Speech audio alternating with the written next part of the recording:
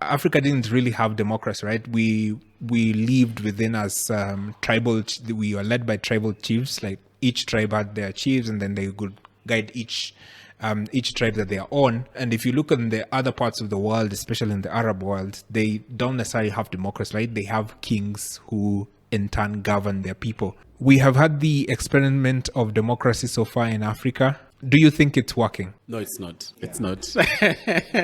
It's not. And which is not to say that let's stop having elections. But, if you're addicted, the starting point is to not to be in denial, to just accept, or if you have a problem, any problem, because as long as you deny that you have that problem, you can't solve it. So we have to look long and hard in the democracy mirror and realize that no, it's just not working. Because when you have Paul Biya running for elections in Cameroon at the age of 91, and he is going to be welcomed by Trump in the White House because he's democratically elected, but Ibrahim Traore will not be welcome because he's not democratically elected. You see, that just tells you the utter hypocrisy and dysfunction of this Western-style democracy.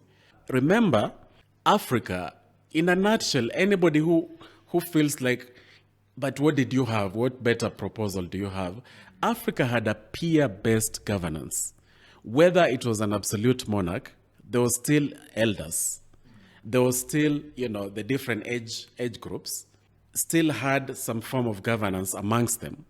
And the fact that it was peer-based, actually, that's what the African Union looked at way back in the 2000s when they tried to come up with the Africa peer review mechanism where presidents could review each other so that Mama Suluhu can tell Mzee Ruto that, no, that's not cool.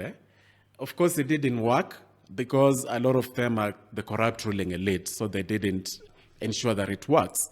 But that whole principle of peer-based governance, that is not a popularity contest, is something that we have to look back at.